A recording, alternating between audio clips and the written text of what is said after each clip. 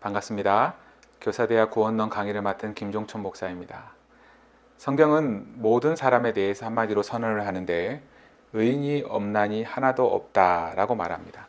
이 말의 의미는 모든 사람이 하나님의 영광으로부터 떨어졌으므로 스스로는 아무도 의인으로 인정받을 수 없다라는 말이죠. 우리는 나면서부터 아무도 가르쳐주지 않았는데 죄를 짓습니다. 죄를 지을 수밖에 없고 내심 죄 짓는 것을 즐거워하고 죄가 악한 줄 알면서도 평생 죄에 빠져 살아가는 불의한 죄인, 하나님 앞에 의에 이르지 못하는 죄인입니다. 더 심각한 문제는 하나님의 성품이 거룩하시다라는 겁니다. 뿐만 아니라 반드시 죄에 대해서 심판하고 진노하고 형벌을 주시는 분이다라는 사실이죠. 이것은 우리 인생의 심각한 문제와 도전이 됩니다. 우리가 구원에 대해서 지식적으로 알고 있는 것만으로는 충분하지 않습니다. 겸손한 마음으로 구원을 주신 그리스도의 그 십자가, 구원을 이루어 가시는 성령 하나님, 삼위일체 하나님의 그 크신 긍휼과 무한하신 사랑과 공의와 은혜를 우리는 깨달아야 합니다. 이번 구원론 강의 시간이 그러한 시간이 되기를 바랍니다. 구약에는 하나님의 진노하심을 기록한 부분이 580회나 등장을 합니다. 하나님은 죄를 참지 않으시고 그래서 이스라엘의 죄악과 이방 나라의 죄악을 경고하고 그들을 심판하시죠.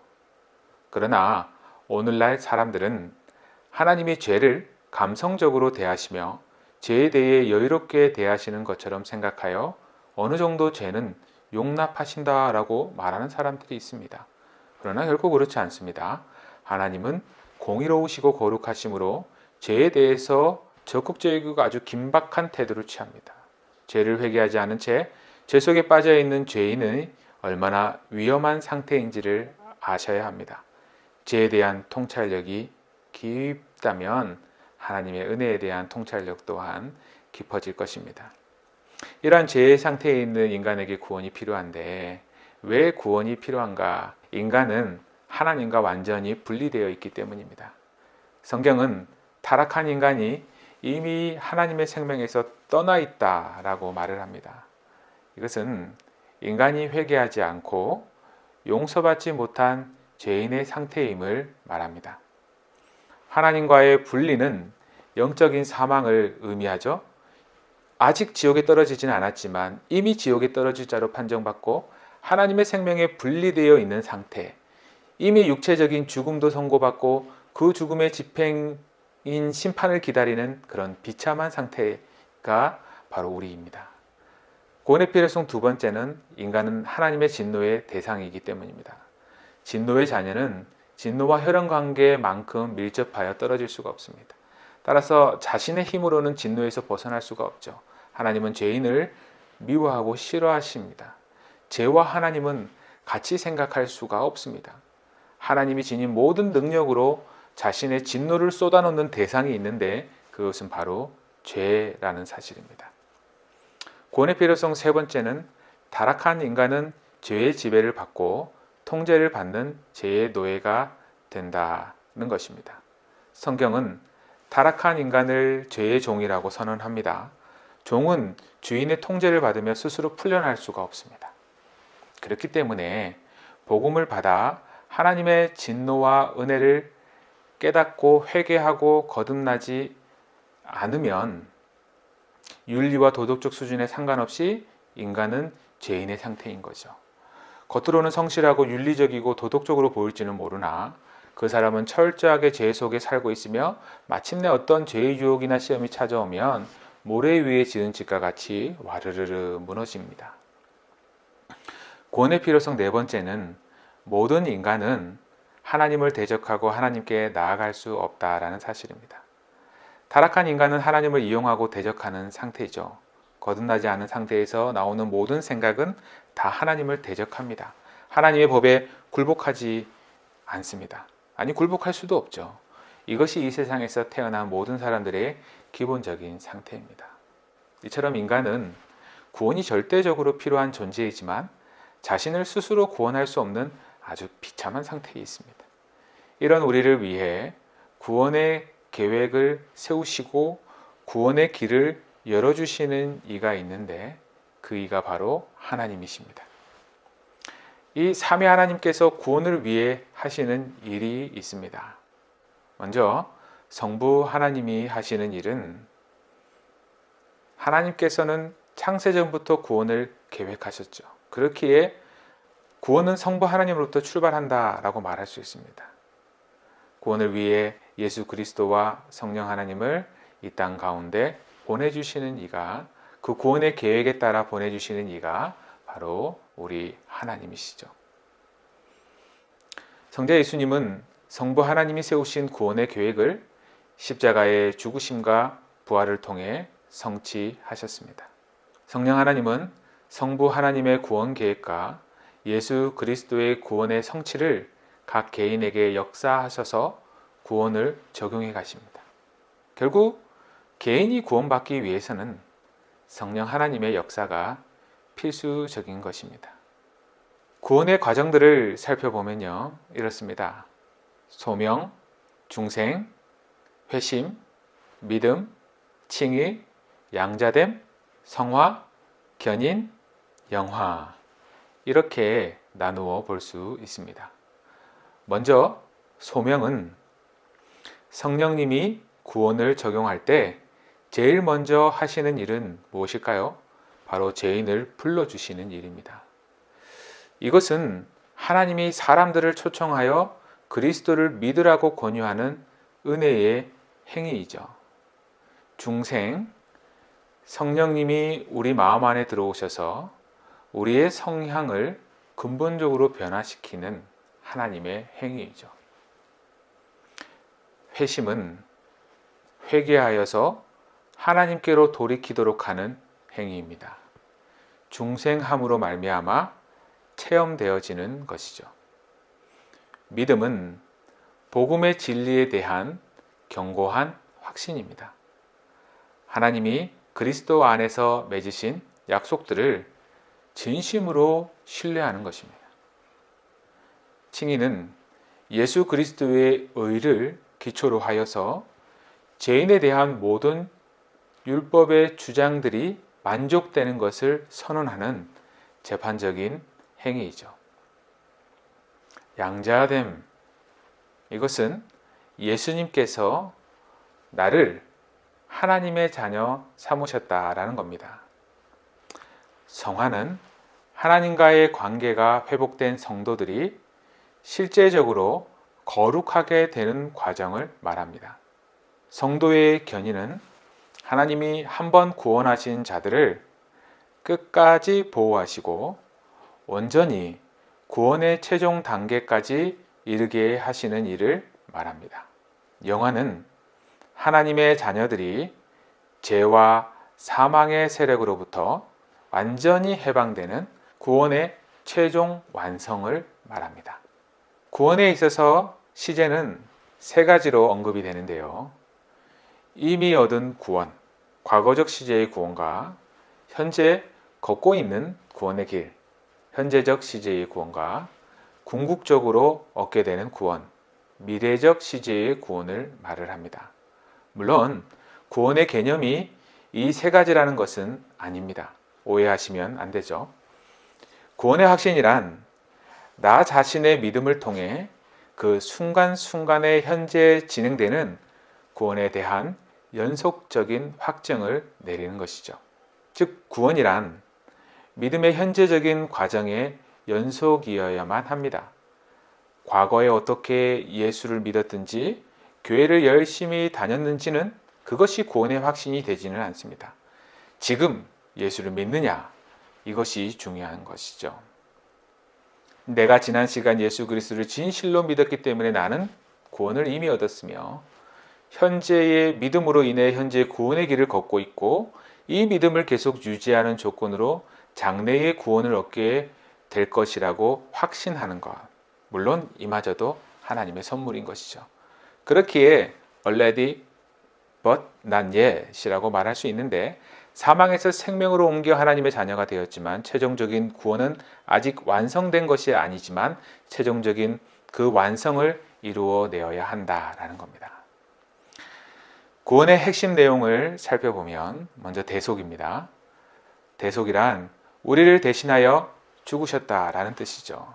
무엇을 대신 치르셨다라는 겁니까? 죄값을 대신 치렀다라는 겁니다. 십자가 사건은 예수 그리스도께서 우리의 죄를 대신 짊어지고 죽으신 사건이라는 것을 우리는 압니다. 화목제물이란 예수님께서 하나님의 공의를 완전하게 이루셨다라는 겁니다. 그러므로 우리가 하나님 앞에 나아가면 하나님은 공의가 아닌 자비와 인자와 사랑으로 만나주십니다. 예수님이 다 이루셨다라고 말씀하셨지 않습니까? 이 말씀은 하나님의 공의를 만족시킨과 동시에 인간이 받을 형벌이 없다라는 것을 선언한 겁니다. 용서란 예수님께서 우리의 죄, 나의 죄를 완전히 씻어주시고 없어주셨다라는 겁니다. 하나님은 화목제물로 우리 죄를 대속하게 하셨고 그 결과 우리 죄를 하나님께서는 용서해 주십니다. 증인은 예수님을 통해 하나님 앞에서 완전한 의인이라고 칭함을 받는다라는 겁니다. 구원받았지만 여전히 연약할 수 있습니다. 의인이 아니라 죄인이라 생각할 수도 있습니다. 그러나 우리는 예수 그리스도께서 우리를 대속하여 십자가에서 화목제물로 죽으심으로 하나님이 요구하시는 의를 행하는 사람이 되었다라는 것을 믿으시길 바랍니다. 로마서 5장 19절에 한 사람이 순종하지 아니함으로 많은 사람이 죄인이 된 것 같이 한 사람이 순종하심으로 많은 사람이 의인이 되리라고 말씀하셨지 않습니까? 여전히 부패하고 연약한 우리에게 예수 그리스도의 의가 전가되어 하나님 앞에 의인이 되었다라는 사실을 우리는 우리 신앙의 기초로 삼아야 합니다. 화목이란 하나님과 원수되었던 나를 예수님께서 다시 친구가 되게 하셨다라는 것이죠. 칭의가 법적인 의미라면 화평을 누리는 것은 하나님과 같은 유대를 맺고 안전한 사귐을 나누는 것을 말합니다. 십자가의 은혜로 하나님 안에서 우리는 화평을 누리는 존재가 되었지 않습니까? 양자됨이란 예수님께서 나를 하나님의 자녀 삼으셨다라는 겁니다. 하나님을 아버지라 부름에 있어서 복음을 받아 예수님을 믿는 우리는 이 부분에 있어서 어색하지 않습니다. 성령님은 우리 마음에 오셔서 하나님을 아빠, 아버지라고 부르짖도록 만들어 주셨지 않습니까? 이러한 사실이 세상 어디에서도 얻을 수 없는 위로지 않습니까? 하나님과 함께 영원히 천국의 복락을 누리는 자녀라는 말이기 때문이겠죠. 구속이란 예수님이 십자가의 은혜로 죄와 죽음에서 해방시켜 주셨다라는 의미입니다. 헬라어의 의미에서는 노예시장에서 비싼 값을 주고 노예를 사왔다라는 뜻이죠. 보잘것없고 값어치 없는 노예 같은 나에게 우리 주님이 십자가라는 비싼 대가를 치르고 은혜를 값없이 선물로 주셨다라는 것입니다. 그럼 구원의 목적에 대해서 생각을 해보셔야 되는데 먼저 하나님을 향한 구원의 목적은 하나님은 자신의 영광, 하나님은 하나님답게 예배하는 것, 이 자신의 영광을 위하여 우리를 구원하셨습니다. 하나님은 모든 땅과 만물과 사람을 통하여 예배 받으시기를 기뻐하시는 하나님이시죠. 인간이 타락했습니다. 그럼에도 불구하고 하나님은 인간을 포기하지 않고 그 형상을 회복하기를 원하셨고 그 구원을 이루심으로 우리 인간이 하나님을 전인격적으로 예배하고 하나님께 영광을 돌리는 새로운 마음, 새로운 영을 하나님께서 허락하셨지 않습니까? 사람들을 향한 목적이 있는데 하나님은 모든 사람에게 구원의 복을 주시기를 원하십니다. 그 구원의 복이 우리 모든 이웃들에게 흘러가도록 하는 의무가 우리에게 있죠. 그래서 우리를 향한 목적은 결국 그 구원의 축복이 흘러가게 하는 그러한 이유가 있습니다. 세상을 향한 것도 있는데요. 세상을 향한 구원의 목적은 하나님은 인간의 구원을 통하여 만물이 함께 구원에 동참하신다라고 말씀합니다. 우리는 창조 세계를 회복하는 하나님의 동력자로서 부름받은 존재입니다. 다시 말해 창조 세계의 모든 영역을 이전에 하나님을 예배하는 그때의 모습으로 다시 올려놓는 그 소명이 우리에게 있다라는 사실을 기억하시기를 바랍니다. 우리가 구원받았다라는 그런 확신이 있어야 되는데 이 구원의 확신에 대한 여러 가지 견해들이 있습니다. 구원의 확신은 절대 불가능하다라는 견해는 로마 카톨릭의 입장입니다. 로마 카톨릭은 성도가 이 세상에서 자신의 구원을 확실하게 한다는 것은 불가능한 일이다 라고 가르칩니다. 로마 카톨릭의 가장 대표적인 회의인 트렌트 종교 회의에서 성도들이 자신의 죄가 용서받았다라는 것을 확신한다는 것은 근거가 없고 불경건한 신념이다 라고 천명을 합니다. 결국 카톨릭은 그렇기에 선을 강조하는 행위신앙으로 치우쳐 버리게 됩니다. 또 다른 견해는 성도가 구원의 확신을 가지는 일은 가능하고 바람직하나 믿음을 끝까지 지킬 때만 가능하다라는 유보적인 확신이 있습니다. 이 말이 무슨 말입니까? 구원의 확신을 가지는 것은 가능한데 단서가 붙는 겁니다. 이러한 주장을 깊이 들어가 보면 결국 인간이 구원의 확신을 가지는 것은 불가능하다라는 말이겠죠. 그렇다면 구원의 확신에 대한 올바른 견해는 바로 무엇일까요? 성경은 분명히 그리스도인이 구원의 확신을 가질 수 있고 또 확신을 가져야만 한다고 가르칩니다. 성경은 진정한 그리스도인들에게 견고한 확신을 심어주려고 애를 쓰죠.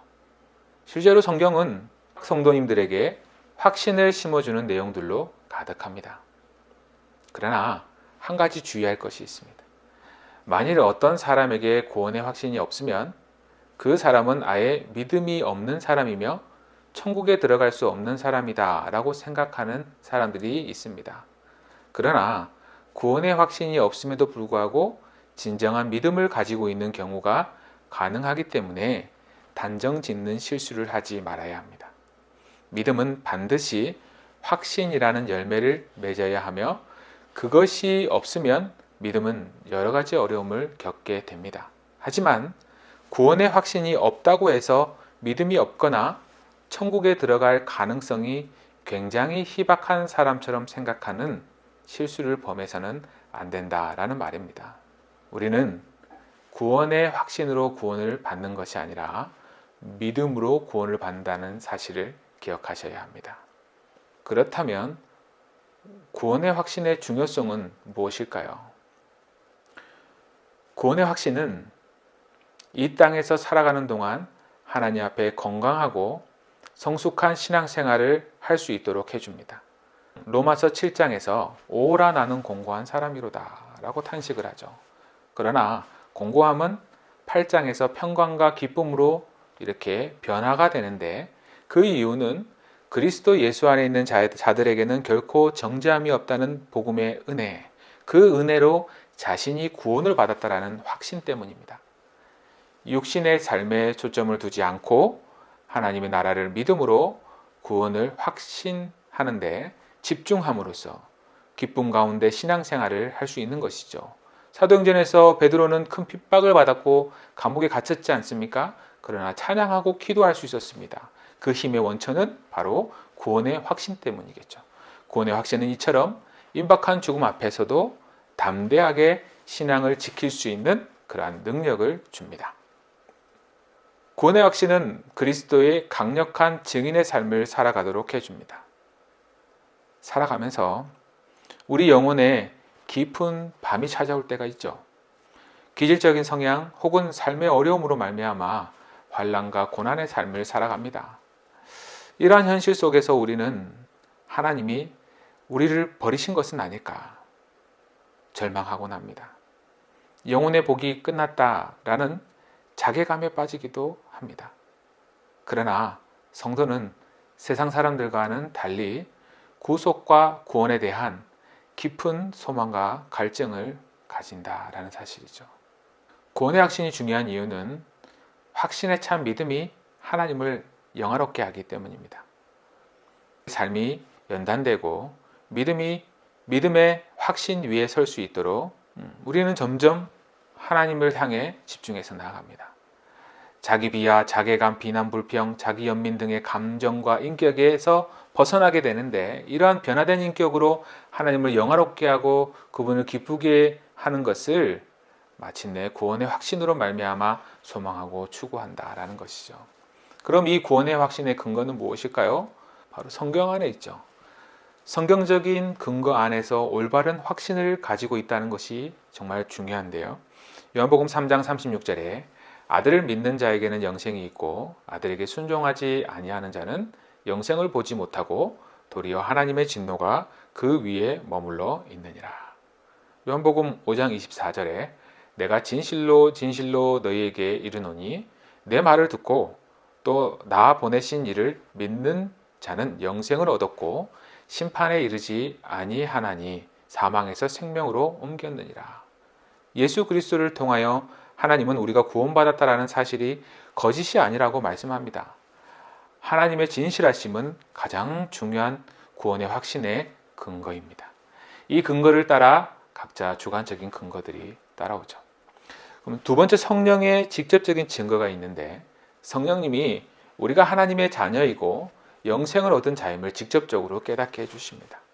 성령님은 인을 쳐주시는 역사를 행하시는데, 그러한 역사를 통해 우리가 하나님의 자녀이며 구원받은 백성이라는 사실을 부인할 수 없을 정도로 확신하게 합니다. 또한 성도의 삶을 통한 주관적인 증거가 있습니다. 삶의 변화와 열매죠. 앞서 하나님의 진실하심이 우리의 구원을 보장한다고 말씀드렸죠. 진실로 구원의 은혜가 성도님들에게 임하면 삶과 마음에 열매를 맺는지 확인을 해야 되고, 그 열매를 보고 확신을 얻으셔야 됩니다. 구원의 약속이 우리 안에 이루어졌다라는 그런 내적인 증거를 우리는 발견해야 되는 것이죠. 그런데 구원의 확신을 갖지 못하는 이유는 그럼 뭘까요? 구원을 확신하는 근거를 정확하게 알지 못하고 그 확신의 근거를 어떻게 정확하게 적용해야 될지를 모르기 때문입니다. 어떤 이단은 구원받은 날짜와 시간을 물어보고 근거 요절을 질문하곤 합니다. 그러나 구원을 확신하는 근거는 앞서 말씀드린 것과 같이 한 가지만으로 적용해서는 안 됩니다. 예를 들어서 사도 요한은 분명히 형제를 사랑하지 아니하면 하나님께 속하지 않는다라고 말합니다. 성경과 성령과 삶을 통한 구원의 확신의 근거를 매일매일 깨달음으로써 우리는 구원의 확신을 가질 수 있죠. 두 번째로는 많은 그리스도인들이 모순된 삶을 살아가기 때문인데, 그래서 구원의 확신을 갖지 못하죠. 강한 믿음은 들음에서 오지만 확고한 믿음은 반드시 행함에서 온다라는 사실을 우리는 기억해야 합니다. 확신은 여러 가지 은혜로 유지되고 성장하는 것인데, 확신을 그렇게 유지하고 성장하게 하는 은혜의 공급이 없거나 너무 부족하기 때문에 구원의 확신을 갖지 못하는 경우도 있습니다. 베드로후서 1장 5절에서 7절에 그러므로 너희가 더욱 힘써 너희 믿음의 덕의 지식을, 지식의 절제를, 절제의 인내를, 인내의 경건을, 경건의 형제 우애를, 형제 우애의 사랑을 더하라 라고 말하죠. 매일 구원받은 자로서 살아가기를 더욱 힘써야 우리가 살아가는 것이 하나님이 공급해 주시는 은혜 때문이라는 사실을 깨닫지 않겠습니까? 그리고 마지막으로는 실제 구원을 받지 못했기 때문일 수도 있습니다. 그러면 구원의 확신을 갖기 위해서는 어떻게 해야 할까요? 바로 지금 이 순간 확신을 추구하셔야 합니다. 두 번째로는 구원의 확신이 있다고 할지라도 여러 가지 이유로 흔들릴 수 있다는 사실을 기억하셔야 합니다. 존 버니어는 죄인에게 주시는 은총에서 다음과 같이 묘사를 합니다. 불행하게도 나는 그의 음성을 들을 수 없다. 그를 볼 수도 없고 그를 느낄 수도 없다. 그에 관한 것이라고는 아무것도 맛볼 수 없다. 아, 얼마나 괴로웠던고. 나는 두꺼비나 개는 얼마나 행복할까. 말이나 개와 같은 형편에 처해 있다면 얼마나 좋을까 늘 생각했다. 그들에게는 나처럼 지옥과 죄의 영원한 업보 아래 파멸해 버리고 말 영혼이 없기 때문이다. 이러한 범위를 한 그는 이어서 이렇게 고백을 하는데 이렇습니다. 삶 속의 슬픔, 고통, 죽음 등을 제대로 보지도 못하고 거기에 긍정적이고 적극적인 의미를 부여하지도 못하는 건강한 마음가짐보다는 이러한 요소들을 삶 속에 포함시키고자 번뇌하는 삶의 체계가 오히려 더 완전하게 보인다. 삶의 비관적인 요소들이 충분히 발달해 온 종교가 완전한 종교인 것 같다. 구원받았다라는 사실이 우리가 흔들리지 않는다라는 사실을 말하는 것은 아닙니다. 절망에 빠졌지만 언젠가는 구조를 받을 수 있다는 사실을 우리는 잊지 말아야 합니다.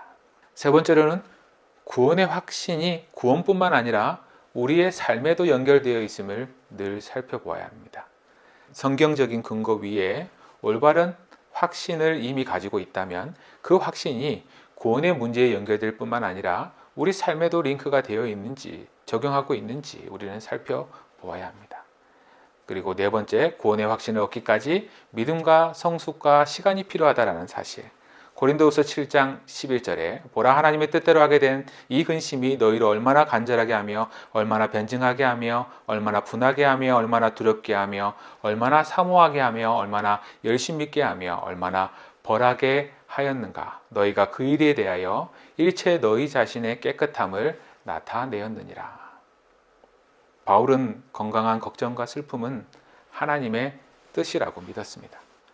구원의 확신은 이러한 과정을 통해 다시 한번 회복하고 열정을 가지고 살아가게 합니다. 우리 성령님께서 구원받은 죄인을 죄의 부패에서 깨끗하게 하시고 우리의 모든 본성을 하나님의 형상으로 다시 새롭게 하시며 우리가 하나님이 기뻐하시는 선한 일을 할 수 있도록 하시는 성령님의 은혜롭고 계속적인 그러한 사역이 바로 성화입니다. 칭의와 성화에 대한 차이는 도표를 참조해 주시면 됩니다. 법적인 선언으로 죄인인 우리는 의롭다 칭함을 받았습니다. 그리스도 안에 있는 의를 근거로 죄책과 죄의 형벌에서 해방이 된 거죠. 이에 대한 법적 선언이 칭의이고 이러한 칭의를 통해 우리는 하나님과 올바른 관계에 서게 되고 성화를 통해 하나님과 같이 거룩한 삶을 살아가도록 선을 행하는 그런 우리가 되게 합니다.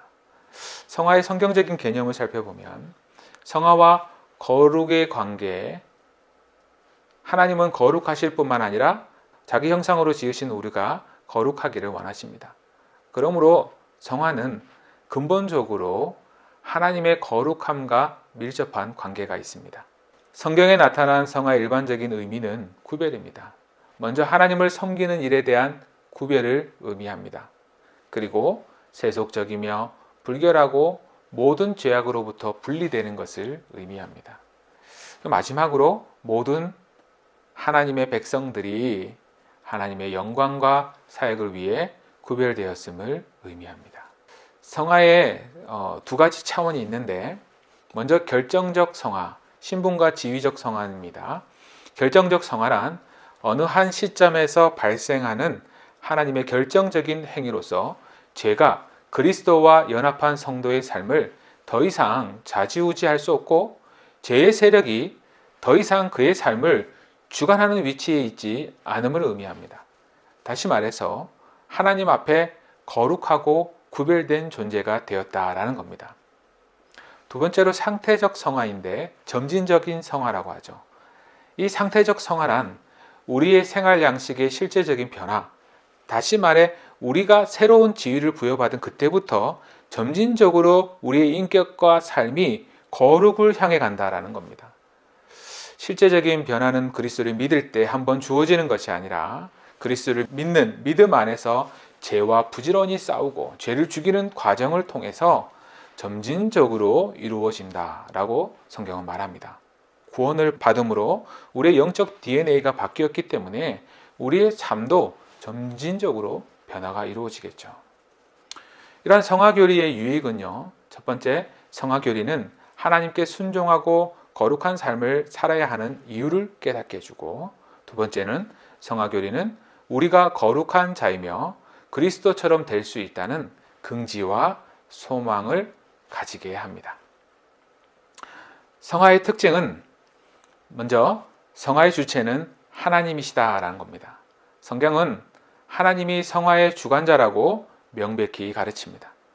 성화의 사역은 삼위 하나님의 사역이며 하나님의 전적인 선물입니다.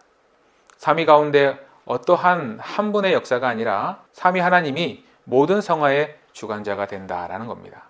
우리 자신의 노력으로 되는 것이 아닙니다. 그렇게 우리는 인간의 행위가 아니라 이것이 하나님의 선물이다라고 말을 하죠. 두 번째, 성화는 하나님의 초자연적인 역사입니다. 성화는 성령의 초자연적이고 영적인 사역입니다. 죄인이 의인이 되는 것은, 그리고 완전한 의인으로 살아가는 것은 절대 인간의 노력으로 되는 것이 아닙니다. 성화는 우리 안에서 행하신 하나님의 그 초자연적인 역사인 것이죠. 세 번째, 성화는 소극적인 부분과 적극적인 부분으로 이루어지는데, 소극적인 면에서는 옛 사람의 억제입니다. 옛 사람을 죽이는 거죠. 우리 성도님들이 거룩하게 하시는 성령님의 작용에 순종함으로써 자신 안에 있는 부패성을 죽이는 겁니다. 성화의 적극적인 면은 새 사람의 소생입니다. 성령님의 인도하심을 따라 하나님의 거룩한 형상으로 회복되어 그리스도를 닮아가는 거죠.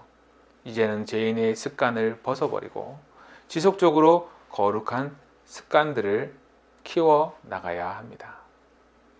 네 번째, 성화는 인간의 전 인격과 삶에 영향을 줍니다. 영혼의 변화는 영혼과 관계되어 있는 모든 기관에 영향을 주죠. 마음의 변화가 곧 삶의 변화에 영향을 미친다라는 겁니다.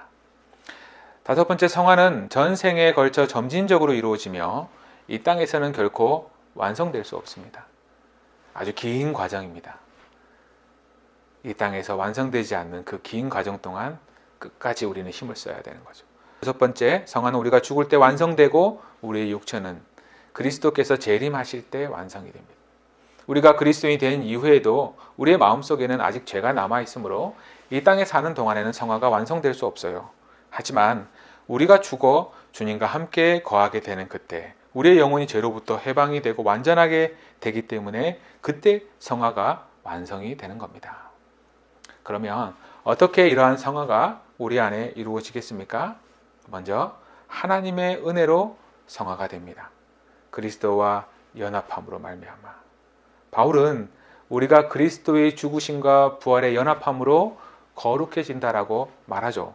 그러므로 성화는 죄에 대하여 죽으신 그리스도 안에서 그분과 함께 죄에 대하여 죽는 것으로 이해할 수 있습니다.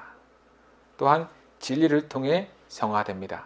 하나님의 말씀이 성화에서 가장 중요한 수단입니다. 하나님의 말씀은 거듭남에서 일어나는 최초의 시슴과 그리스도인의 전 삶을 통한 성화가 지속적으로 이어지는 수단입니다. 하나님께서는 이런 말씀을 사용하셔서 우리에게 역사하시고 또 우리가 하나님께 반응하도록 하시죠. 믿음으로 성화를 합니다. 진리의 말씀을 통해 성도에게는 믿음이 생겨납니다. 이 믿음으로 성도는 그리스도로 충만하게 되는데 이로써 거룩한 본성과 영적인 사고방식을 소유하게 됩니다. 그리고 그 믿음을 통하여 거룩한 삶을 살 수 있는 능력을 받게 되죠.